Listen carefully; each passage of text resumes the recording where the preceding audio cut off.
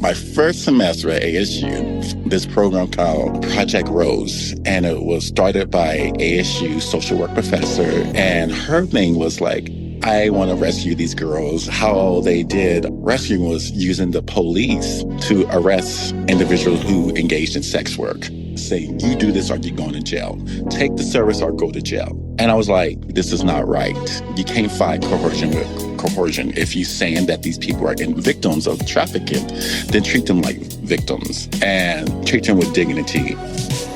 Hello, and welcome to Power Beyond Pride, a weekly queer change-making podcast bringing you voices and ideas from across our fierce and fabulous spectrum to transform our world. My name is Mattie Bynum. I am the hostess with the mostest, and I am here today to just be a beautiful Southern belle and enjoy having a great time with these two lovely people I'm here in the studio with. My co-host today is... And I'm Shane Lukas, and I am a ginger fiery rocket activist and have been for many years. I'm owner of a great idea and just love to be in conversation with such amazing people. And Mattie and I are your co-hosts on today's Queercast journey. In this episode, we are talking to the amazing Monica Jones, activist and founder of the Outlaw Project. Welcome, Monica. Thank you for having me. So great to see you. It's wonderful having you here, Monica. First of all, can I just say, I love your spirit. I got the opportunity to kind of social media stalk you a little bit recently. Yeah. And I love it completely. Love. Welcome to the 40s. Yes, welcome. Yeah. But I love it. Thank you. I'll say this. Thank you for taking the time to join us today, Ms. Monica. And thank you for just bringing your wisdom to the group. A few people may not know about you. However, can you give us just a little bit of a background? Yes. So I'm born and raised in Phoenix, Arizona, 5 generations deep here. I grew up here. I began engaging in sex work at the age of 20, survival sex work, to thrive in this world, because as a Black trans woman, it was hard. And I was not going to live paycheck to paycheck and circling the day when I got paid to feed myself. I was like, well, let me do the sex work, and immediately hit the ground running. And during that time, I realized this is a legit form of work and the skills you build. And I was like, I love this, and found my place and really got into harm reduction, the grassroots of harm reduction, because I was introduced by so many indigenous sex workers who were doing the same work and doing street-based sex work. And they were telling me how to stay safe, what to do, and everything else. And it was like this community. It was like every Friday, Saturday, we would just be out there making sure that we were okay. And then during that time, I went back to school to become a social worker, and really was like, I'm going to do this to help my community. And then graduated community college, went to ASU. My first semester at ASU, this program called Project Rose, and it was started by ASU social work professor called Rose Separates. And her thing was like, I want to rescue these girls. But how they did rescuing was using the police to arrest individuals who engaged in sex work. And that's like having the police involved with any kind of service is hostile, right? And it's saying, you do this or you're going to jail. And so it's giving you an option, take the service or go to jail. And I was like, actually, this is not right. You can't fight coercion with coercion. If you're saying that these people are victims of trafficking, then treat them like victims and treat them with dignity. And the first principle of social work is that you meet your clients where they're at. And I had a lovely conversation with this individual. I was like, let's agree to disagree. And then we parted ways, and I was like, I'm going to speak out and start with my core group here in Phoenix. And we went out there and protest, and we were speaking out about, and we were back page, and Craig's is emailing people and saying, hey, this is going on. You may not work today or only see your regulars. Meanwhile, like, I'm thinking like, well, can't do nothing. I have to go out for drinks and party. And immediately, like, I didn't drive. I didn't have a driver license at the time. So I would just walk to the bar, which is a mile away. It's not that far. And immediately was arrested for manifestation. And especially in Phoenix, the manifestation law does not apply everywhere. It only applies in low income areas. So if I was in Scottsdale, that law does not apply. That ordinance does not apply. And so it's broken window policing, and it only targets poor and low income areas, especially when people of color, and strictly targets women, especially trans women. And so spoke out about that, got national attention, got to meet Sharmus Outlaw, who's our organization's named after. From there, we started the Sharmus Outlaw. We started Outlaw Project. And then we were policy. And during COVID, we realized that like we can do more than just doing policy. And we started this whole program of doing tiny homes. And it's a long process, and we are still working and working and working, paperwork. And I realized I wish that we just bought another house. No, go ahead. And next time we're just going to buy a house with 4 bedrooms or 5 bedrooms. Y'all have your own room, y'all good. Upgrade that.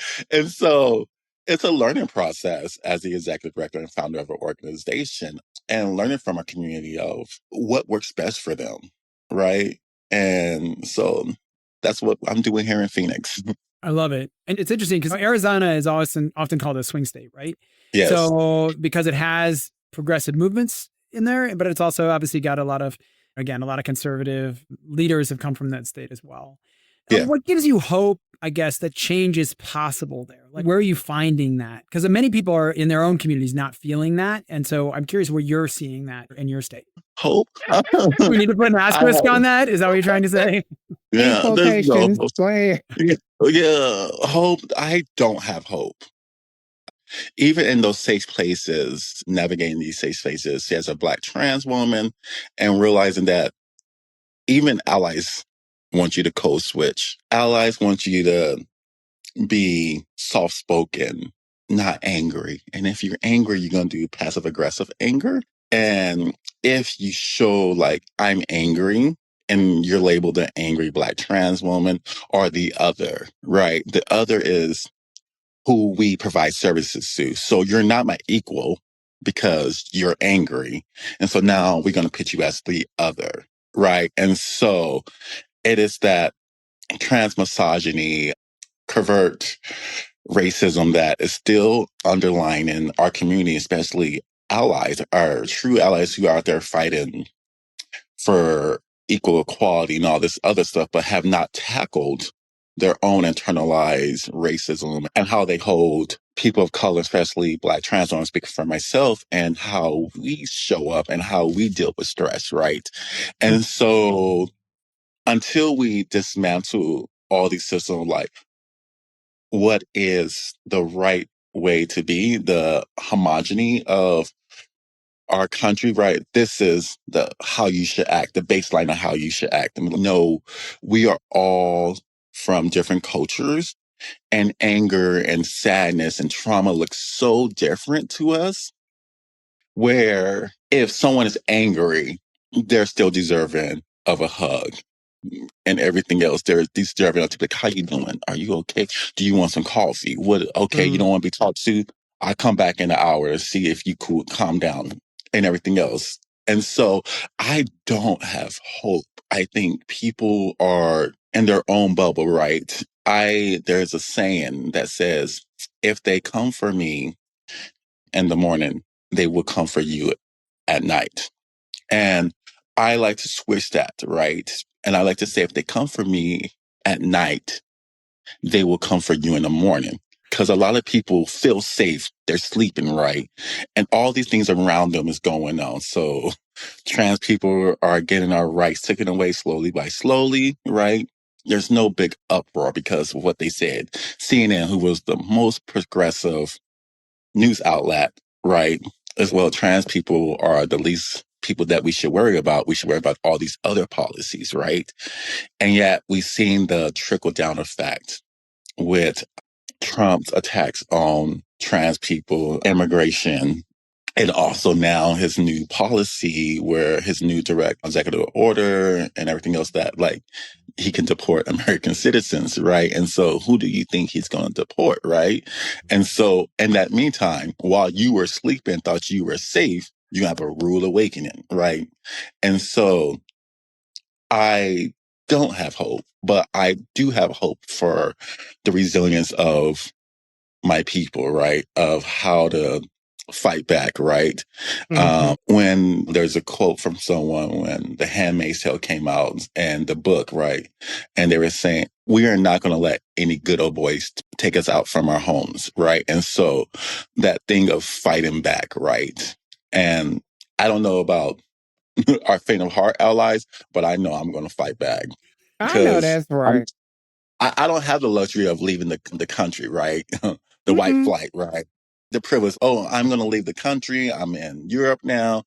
Quit posting that, baby. Like, you were here fighting for us, and now you're in Europe. You're safe. But I don't have the luxury. I have to fight for my people, right? I have to fight for trans people. The hope I have is that people like me, Miss Major, and many other trans people who are fighting back, that's my hope. Okay. So when we're thinking about fighting and hope and everything else, I know that we won't change around the country, but what are some changes and meaningful change that you want to see there in Arizona? What are some things that if people are listening, how can they help with change in Arizona? This is what you can do. When the executive orders come in, you don't have to follow them. If like local levels, like, hey, if you're a business and you have trans people and Trump says, hey, trans people can't use the bathroom that they choose to use, you can fuck you and just move on, right? You can create safe places for people to exist, right? We can vote people in that it's gonna protect us, right? You can always just call your people in your communities and say, I just want to check in on you. I just want to make sure you're okay, right? That creates change, right? And making sure that like when we're out there protesting, it is people who are protesting that are protecting, that putting their self in front of for their safety, right? And so we have May Day, right? That May the first of May, where we all marching for rights and everything else. And it was nice to see everybody come together for the one thing, right? Like we are all coming from different backgrounds, different, what's the right word? Social experiences, but like different causes, right? Immigration and trans and all these other, and saying, hey, we all have a common enemy, but also we all are linked in some way, right? Because there are trans who are undocumented. There are trans who have labor disputes and everything else. And so realizing that we are all interconnected in the struggle to fight back against the system. So we need to enact policies and laws that protect trans people as humans. We need to make sure that trans people have access to their passports and everything else, have access to gender affirming care, because Arizona, they don't cover gender affirming care. They only carry support hormone therapy, and just making sure that our state is, no, actually, we're going to provide these services to so many people who need it. That's awesome. I think everybody hearing that, I think that, again, and that actually can go across many states too. I think Monica would share about what's happening in Arizona. We can certainly parlay that out over the other 49 plus territories, and we could say all the way around. And so I think that's really powerful. We're going to continue this conversation. So we're just getting started here with the phenomenal Monica Jones, and we are going to be right back after this break. And we look forward to you sticking with us.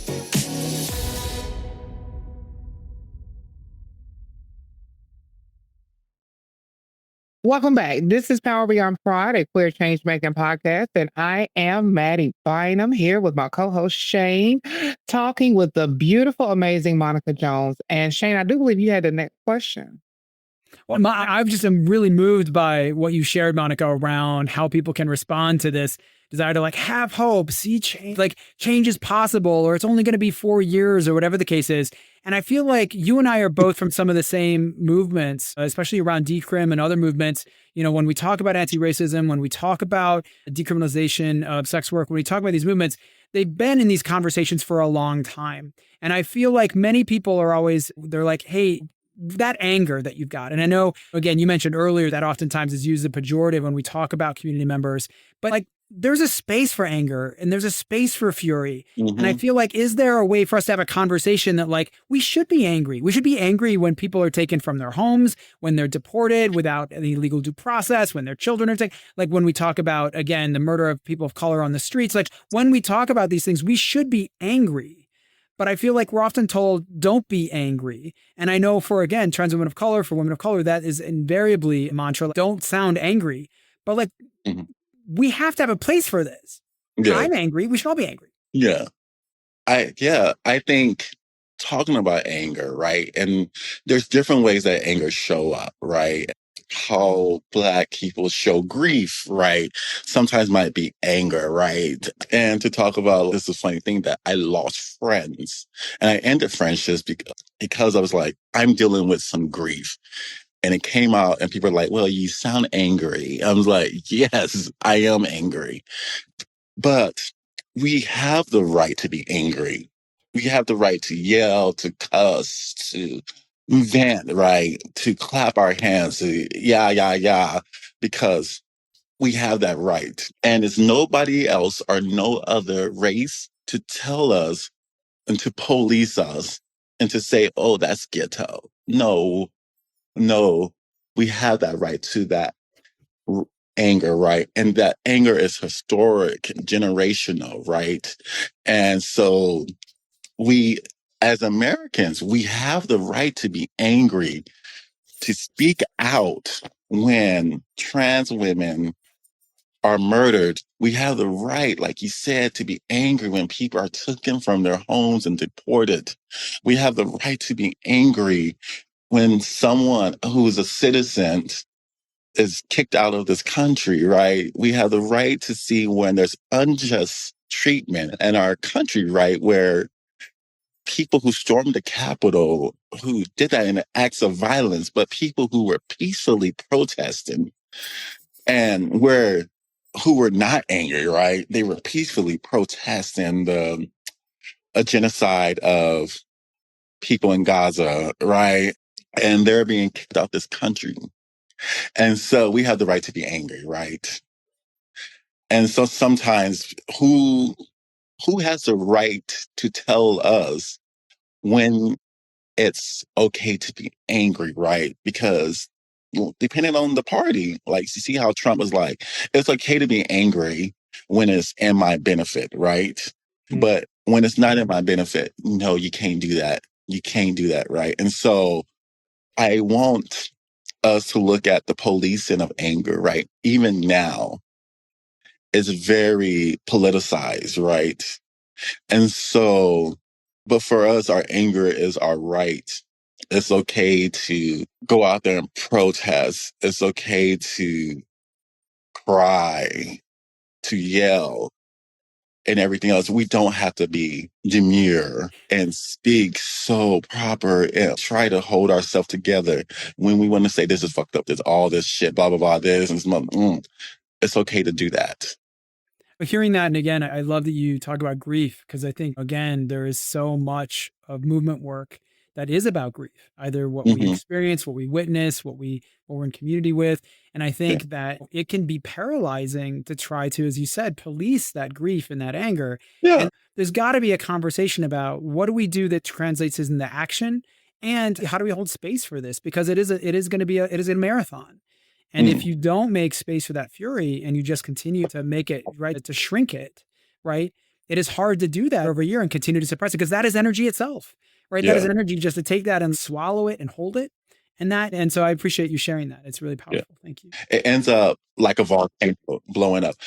Like so many years I held space for people. I was like, okay, I don't have the right to grieve, so I'm just going to hold space My grandmother died. I held space. My friends died. I held space. People who I loved, health deteriorated. I held space for the family. And when I was like, oh, actually, I need to let this grief out, people could not see me in that place of vulnerability. So they had to look away. And then I became, oh, there's something wrong. I'm like, if you're not a therapist, don't try to diagnose me. If there's no plaque on your wall, if you didn't go to school, please, if you don't have a master's or anything else, don't try to psychodiagnose me. Do not do that. Move on. And I feel like a lot of people do that. And so like, I want to talk about this last year, like 2014, like around summertime, I was like, oh, I'm feeling this grief. And I was like, I never got to grieve Sharmus' death, right? Because I felt, well, I barely knew them. We didn't share the same amount of space and everything else. So I was like, let me watch out for everybody else. And then I was like, no, I have the right to grieve Sharmus. And so I'm just looking at like the Outlaw Project and how that shows up every day now for me and the work I'm doing. So I do want to ask about the Outlaw Project. I do want to say this too real quick before we get to that, to answer your question, Shane, to piggyback off of you, Monica. I think there's a privilege in the world to be, and we don't extend that privilege to everybody. That it's okay for sometimes for certain people to be angry, but say if you got strikes against you, if you are Black and you're a woman, you ain't got the right to be angry. If you're a white woman who is angry at work, you don't have the right to be angry. If you're trans or LGBT, you don't have the right to be angry. Because I remember one time my dad made a comment to me that you chose this life, so you can't get mad about it. And I was just looking at him like, did you really just tell me I chose this life? And even if I did choose, quote unquote, a life, I still have the right and the privilege to show anger, to show emotion, period, whether it's anger, happiness, sadness, grief, or any of that. I definitely agree.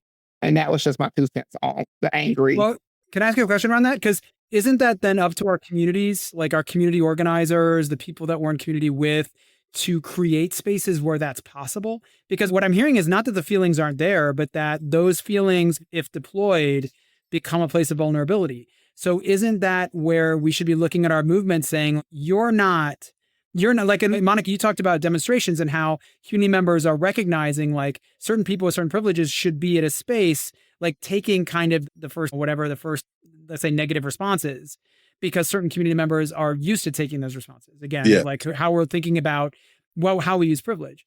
And I think in the expression of fear, I guess that's what I'm curious about is, or not fear, but in the expression of anger, shouldn't our community members also be like, no, this is like, we should be all together saying like, there is space for this. There has to be space, because it is real and it's suppression in some ways. Again, I just think of all the community members who have just swallowed that for so long and continue to do that so that they can, again, as you acknowledge, Mattie, respond to an environment that has hostility in response. But then the question is, how are we doing better? And can we do better than that as community members who want to see things change? I guess that's my question. But to answer that, I'm sorry, Monica, go ahead. I just got excited. No, I'm just listening. I'm listening. I'm like, yeah, it's good. Let's get into it.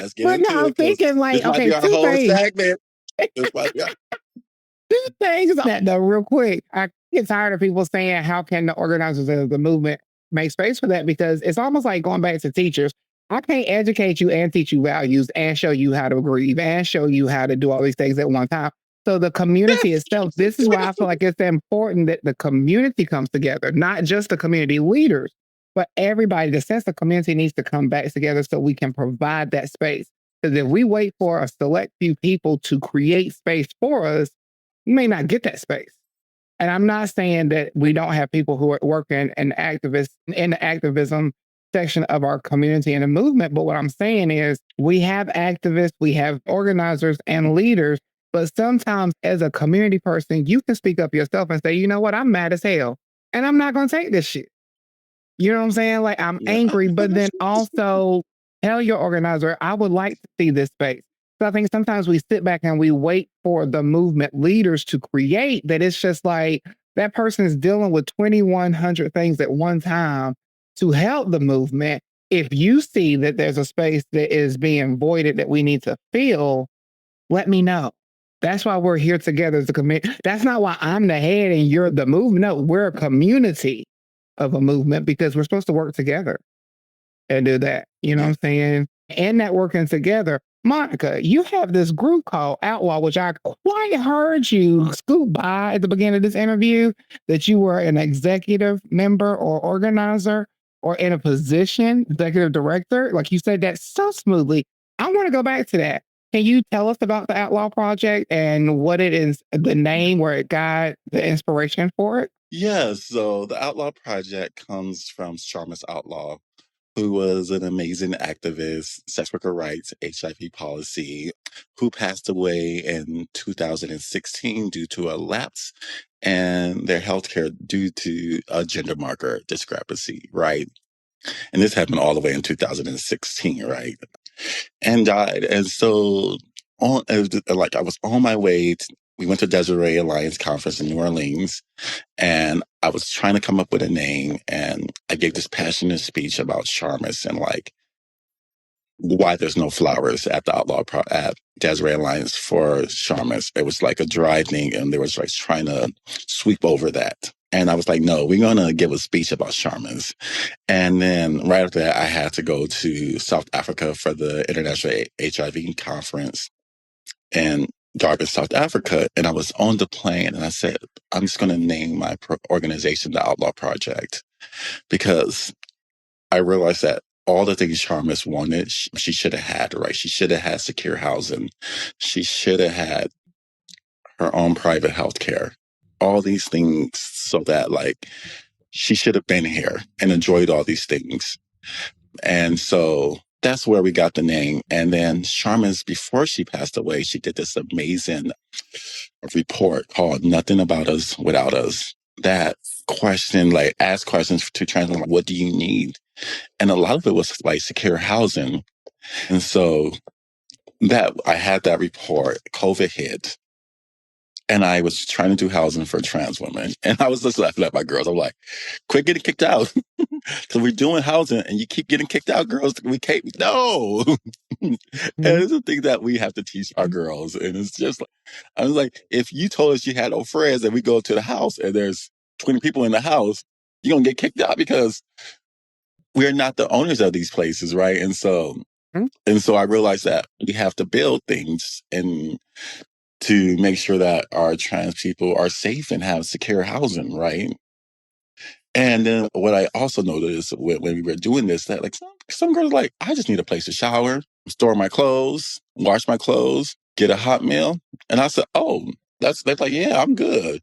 And so now we are moving towards like doing outdoor showers at our organization, at our place in Tucson and everything else, so that doing vending machines, like harm reduction vending machines and everything that one may need, right? Because I think it's very important to, like I said, to meet your clients and your individuals, people within your organization where they're at, right? And sometimes, a lot of times, groups and service providers try to force individuals to get the help, but it comes with a lot of restrictions and rules and everything else. And rules are great and to maintain the safety and the longevity of an organization. But sometimes when someone just needs like a place to sleep for a couple of days, is that rules there, right? And so making sure that we come up with solutions for that, right? And so hoping that in 5 years that we have 3 houses, right? One for people who just, we just need a place to sleep. I'm just in town for a little bit. I'm gonna be back out and everything else. And so meeting people where they're at, and that's what I like to say. We're gonna meet you where you're at. If you just need toothbrush, toothpaste, just let me know, and we're gonna get that. And so doing our work it's hard because everything's like we are $1 million organization. I'm like, we're not a $1 million organization. I just make it look good because I know how to do things in a way that works for us, right? And I was like, no, our budget is small, but we do things to our community and we give to our community. And so it doesn't matter what happens is I want to be there for our community. I want to make sure that our community have a hot meal. So sometimes I just do come over and eat, right? And we get people to come over and eat. I cook, or we do soul food, because I also wanted them to get that taste of home, right? And so, because sometimes that memories and that taste, right? I'm like, oh, what you cooking? And I'm like, I'm making them roast and mashed potatoes and all these other stuff. Come over and eat. And so Well, you better next, stop because I'm about to hopefully, get hungry. yeah. So, hopefully for Juneteenth, we can. I know I'm a cook. You follow my Insta, and so hopefully for Juneteenth, we're looking to do a barbecue in the park, right? That's free for everyone to come and eat and party, right? Do the fan dance, the electric slide, everything, because I want community to exist and thrive, right? And just to be themselves. I know that's right. And sorry to cut you off because I know you're on the roll. And I love everything that we're talking about. And I'm coming for that beef stew, and I will be there to suck on a rib bone because I love my bones when it comes time for the summer cookout. So I got you. And I got my fan ready for my fan dance. You hear me? All right. But in the meantime, I do have to say this real quick. We do have to go take a short break. So in that 10-second break that we're going to take, people, go get your fans, go get you a rib. It is Sunday or whatever day you're listening to this on. So go get you a hot plate, DoorDash it, and we'll be right back with the beautiful Monica Jones. We'll be right back.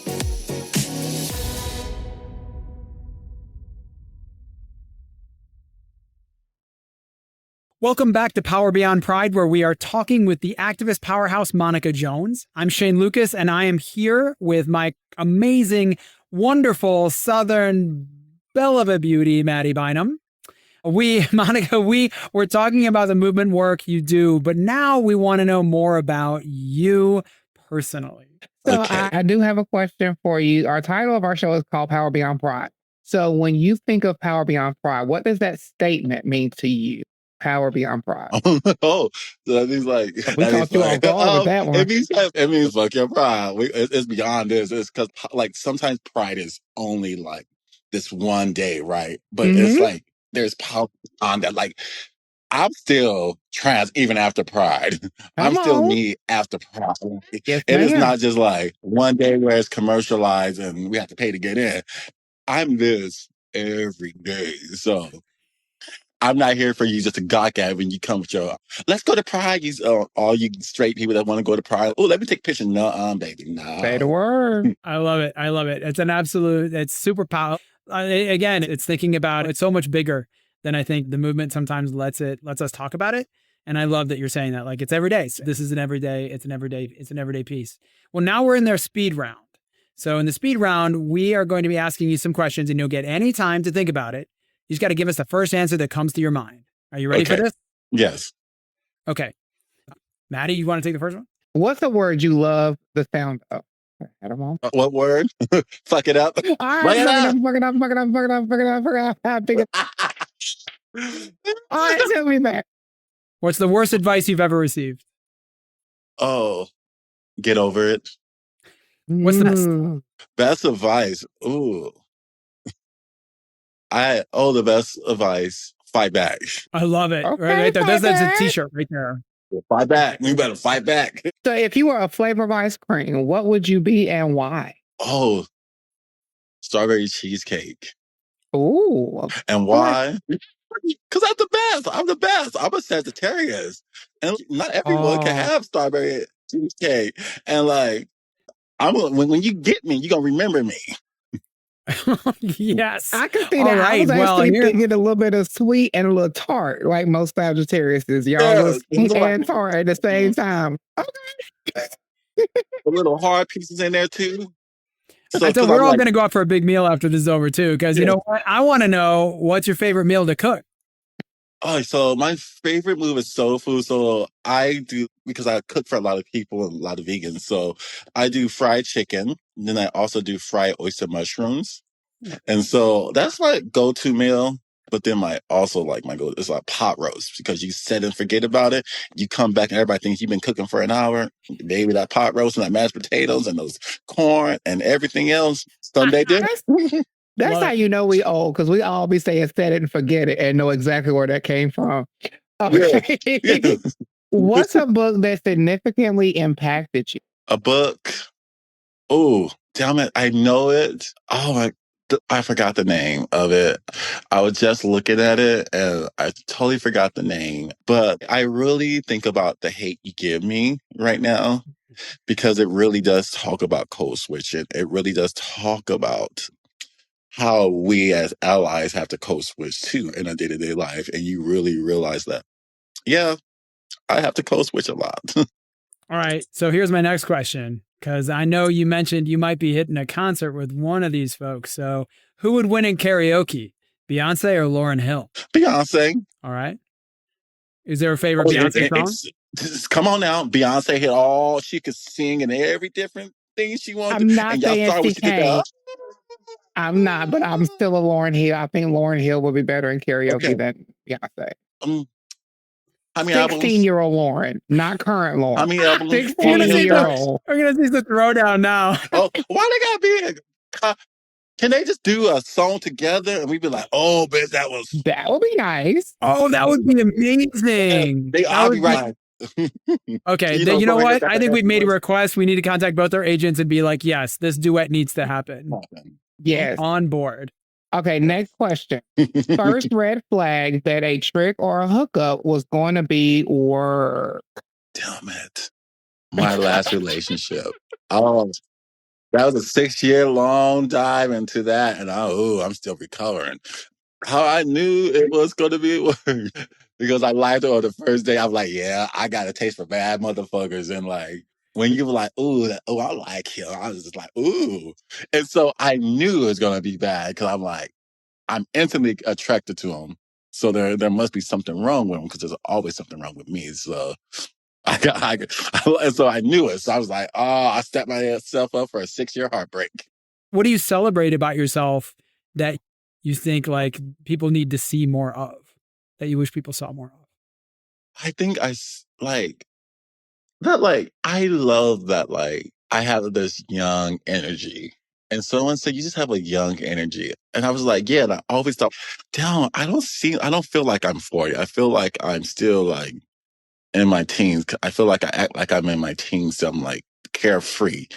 And then, so you just have this young energy, but then you also have this maternal energy that comes out of you when it needs to. So some people are taken aback by you, right? Because you're just goofy and fun, and you like telling jokes and like a comedian. Then all of a sudden you just show up as this nurturing side, and people are like, "Oh, wow." That's beautiful. I love that. That's awesome. Okay, so thank you for sharing that.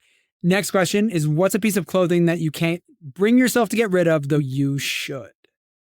Oh, dang. All my clothes. You know, I look here, all my Shein clothes. I know I should not be wearing those clothes, but I'll be buying them and they get me off Instagram and Facebook. So one piece I know I should get rid of is this jacket that I have, and I should not be wearing it no more. It's like torn, it's like itchy, and I want to get rid of it, but I'll just keep it. And I just feel like I just need to fold it up and put it up in storage, but it's always in my closet. I'm like, why are you still here? There's so much to think about in that, right? That is so many stories of our lives are that, right? I was like, I'm going to wear you again one day. Maybe when I'm 60, I'm going to wear you with a scarf and everything else when I'm just a little bit more mature enough for you again. I love it, because things do come back in style. I got clothes now that I bought many years ago, and now they're back in style all over again. Like Bongo jeans. Woo, we not going there. Last question. Best song that you've ever done burlesque? Burlesque. Oh, you know what? Okay, so this is funny. It wasn't a burlesque show. I did a show to it. And it was the Lauryn Hill. See, now this is right full circle. X Factor. It was X Factor. It was X Factor. You can love them both. That's the first time I ever cried on stage doing a song. And I think that was the best song, and it was very emotional. Thank you for sharing that. And you can love them both. So we're only making you choose for fun, but you don't have to choose. Yeah. Well, Monica, I had to ask that question because, like I told you, I've been social media stalking you just a little bit, and I saw some of your performances. So I was like, I gotta ask, which is like her favorite performance Yeah. that she's ever done on song that you've Okay. performed to. My clapback game on Instagram is I'm so strong on my clapback game. And it's like, Mother, quit outing people on Instagram. I'm like, no. And I'm like, I'm gonna keep doing it. You keep showing up and you keep being racist, being transphobic, and anything else. I'm gonna post you on my Instagram. It's like the shade room, but small. I don't blame you not at all because I think we're in a season where we got enough closeted racists and closeted bigots and closeted people who are small-minded. So it's good to be in a space to where we can now recognize who is who and understand who is who. But since I have referenced your social media so much, before we leave this evening, do please tell everybody where they can find you and follow you on social media. Okay, so you can follow me on Instagram at TS Monica, and you can also follow us at the Outlaw Project. Awesome. Monica, thank you so much for being here. I know we're out of time for today's podcast. We hope you'll be back with us. Yeah. We would certainly love to have you back in conversation. Again, hear about all you're doing there in Arizona and obviously the impact you're having across the country. So again, thank you for that so much. What the world needs is your wisdom and your passion. And so I look forward to having you back in community. Thank you so much. Now, for the order this food, I wish you guys nothing but the best. Well, I do. I am glad. So I'm glad you came. I had a ball with you. So my name is Mattie Bynum. I am one of your co-hosts for the evening, and you can follow me at Instagram, Mattie Simone 737, Facebook, Mattie Bynum, and that is about it. Oh, and I'm your co-host, Shane Lukas, and you can follow me at shanelukas.com as well. And remember to subscribe and get your friends to subscribe to Power Beyond Pride on Spotify, Apple Podcasts, or wherever you get your podcasts. And check out our site at powerbeyondpride.com. Power Beyond Pride is a project from A Great Idea, a queer-owned design and content agency. Learn more about them at agreatidea.com. This episode is produced by Shane Lukas. Smita Sarkar is the project developer. Our editor is Jarrett Redding with support from Ian Wilson. We are both part of this podcast, Awesome Host Team, and we invite you to send in your questions, comments, and concerns, and anything that you would like to see us talk about on Power Beyond Pride at powerbeyondpride.com. Check out our new episodes each week, and we look forward to queer change making with you, along with Monica Jones and so many incredible leaders and people across the country next time. So thank you from all of us at Power Beyond Pride.